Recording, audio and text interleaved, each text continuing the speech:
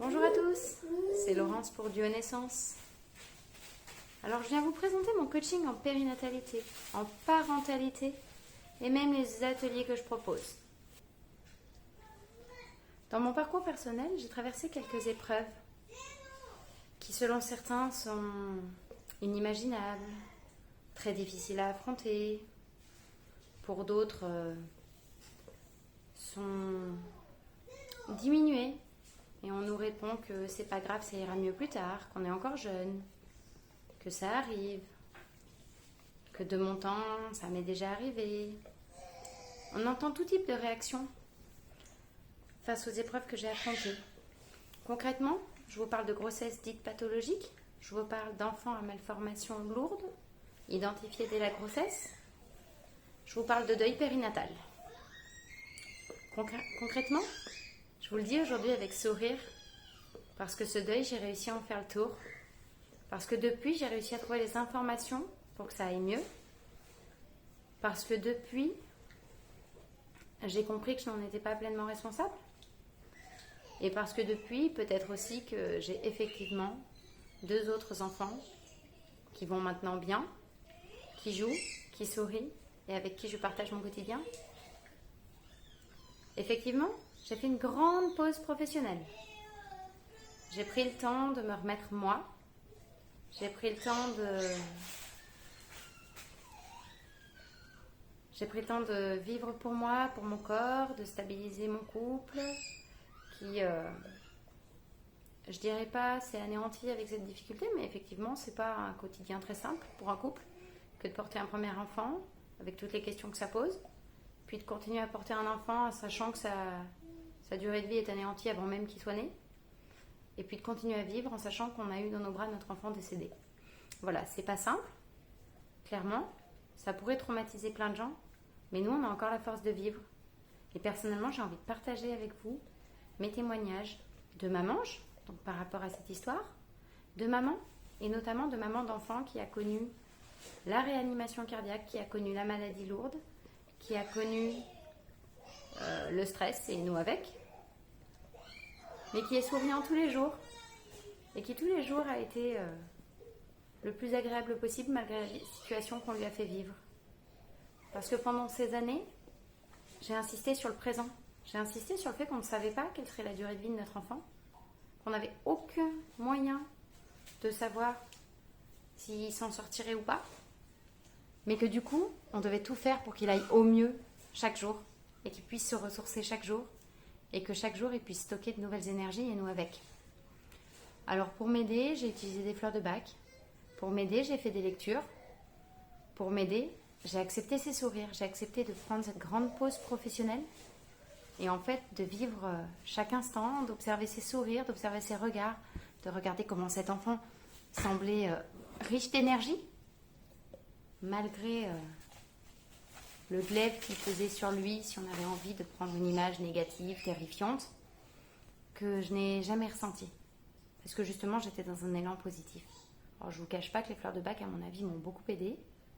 Je ne vous cache pas que le fait de faire des massages à mon enfant, que le fait d'avoir pu me permettre de prendre cette pause professionnelle, parce que pour moi, c'était juste inimaginable de faire autrement. Et donc, de le voir grandir chaque jour, ça a été que du positif. Depuis, je suis maman également d'un 3e enfant, qui a une microscopique malformation cardiaque, qui n'a jamais eu de traitement, jamais eu d'hospitalisation et qui vit tous les jours avec nous. Donc effectivement, mon quotidien, il est sympa. J'ai envie de dire, il est super. Quand on a connu ce risque de peut-être perdre son enfant, cette certitude de perdre son futur enfant, bah du coup, le quotidien avec ces enfants qu'on a aujourd'hui, on le vit en le rendant le plus agréablement possible. Alors pour ça, j'ai creusé, j'ai cherché des idées, j'ai cherché du matériel, parce que je ne vous cache pas que établir telle ou telle pédagogie, si on n'a pas le bon matériel, si on n'a pas l'espace qui va avec, c'est pas simple. Et j'ai creusé parce que par chance, c'était mon domaine d'études. Car j'ai fait des études en sociologie, j'ai fait des études en sciences de l'éducation, j'ai un BAFA, j'avais fait les formations assistantes maternelles. Autrement dit, déjà, l'éducation, la compréhension de l'être humain, c'est au cœur même de toutes mes activités depuis que je suis étudiante. J'ai également un BTS en économie sociale et familiale, Donc ça me permet d'avoir les différents regards, le regard plutôt du chercheur qui essaye de comprendre, en ayant également les outils concrets du technicien qui a besoin de réponses et qui sait analyser les données, qui sait analyser les besoins et qui connaît ses publics cibles.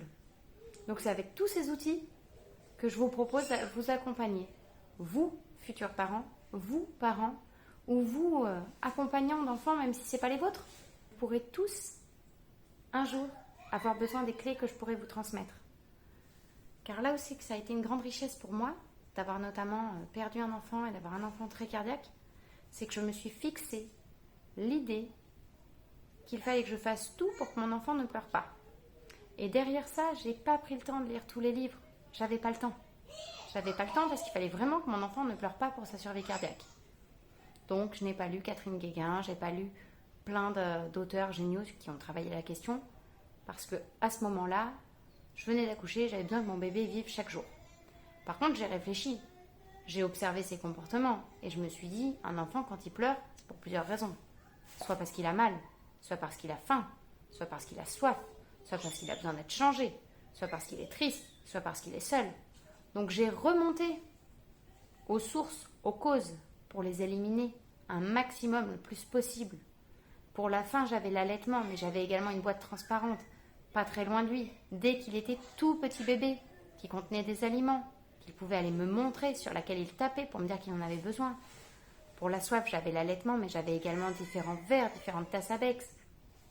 J'ai testé plusieurs matériels pour être sûr que ce soit ceux qui lui soient le plus confortables, qui nous permettent de réagir vite. Et par exemple, j'ai éliminé les 3/4 des pleurs nocturnes le jour où j'ai découvert qu'il existait des biberons isothermes, que je me suis plus levée la nuit pour faire des dosettes au pif, ou en essayant de faire super calculé, mais que comme on est épuisé, on n'y arrive pas. Non, je préparais mon bon biberon avant d'aller me coucher, et comme il était isotherme, je partais du principe que ça irait bien jusqu'au lendemain. Alors je suis convaincue, je le sais, c'était pas l'idéal.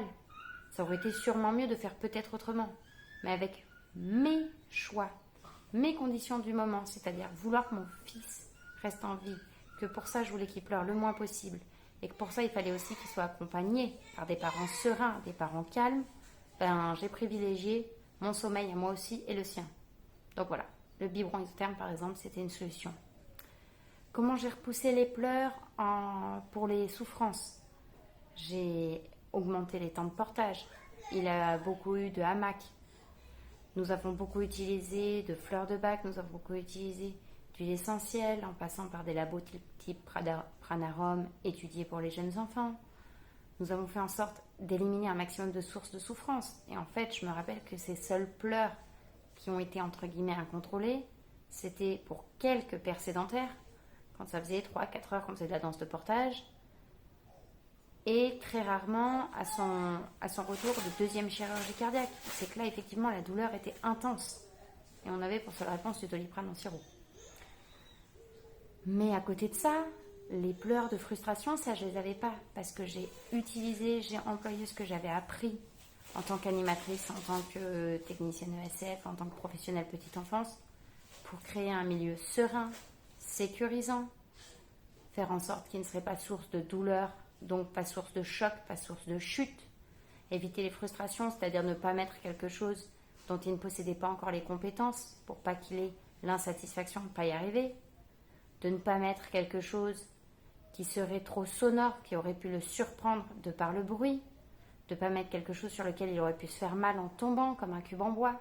C'est-à-dire que j'ai étudié tout. Les stimuli sonores, les stimuli visuels, les stimuli tactiles, afin qu'au niveau de ses pleurs, il n'ait pas besoin de communiquer par les pleurs, qu'il n'ait pas besoin de me dire j'ai peur, qu'il n'ait pas besoin de me dire j'ai mal, qu'il n'ait pas besoin de me dire je suis tombée. Après, en termes d'aménagement des locaux, il était aussi très régulièrement sous nos yeux, mais également des fois ailleurs pour avoir un peu plus de repos, soit pour lui, soit pour nous, mais toujours sous visiophone.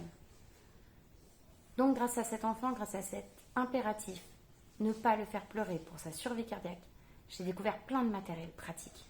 J'ai mis en place différentes pédagogies, différents choix de vie.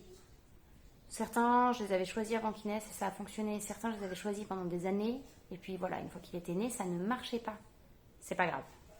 C'est pas grave. L'important, c'était de vérifier qu'il soit souriant, qu'il ne soit pas souffrant.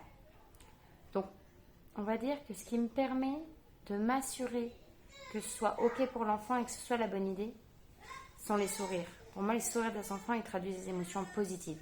Ils traduisent la joie et le bien-être.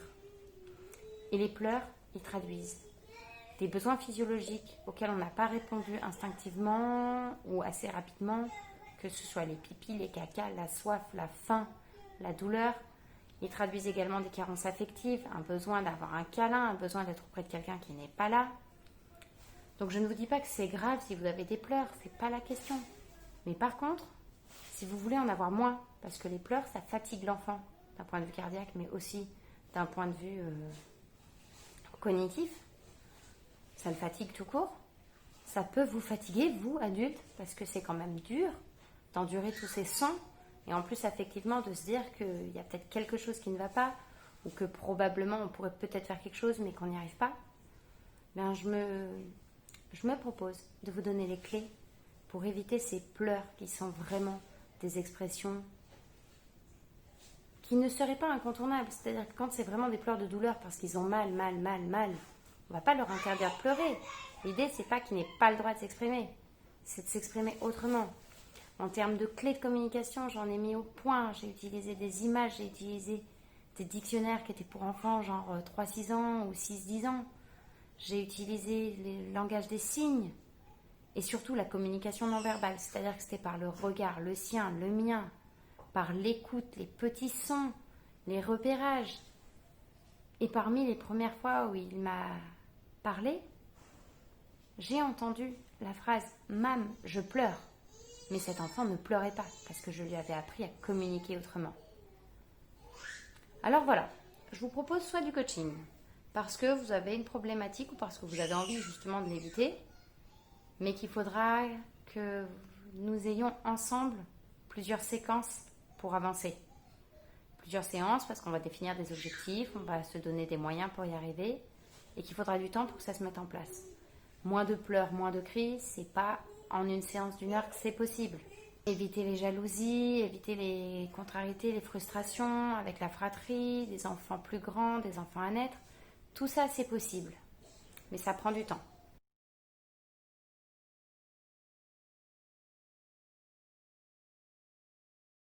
Par contre, concernant certaines thématiques, telles que les questionnements, petits pots, ou DME, ou les deux, pourquoi pas, la chenille, la propreté, l'acquisition de la propreté, le matériel nécessaire, les couches lavables, les couches de table, quoi choisir.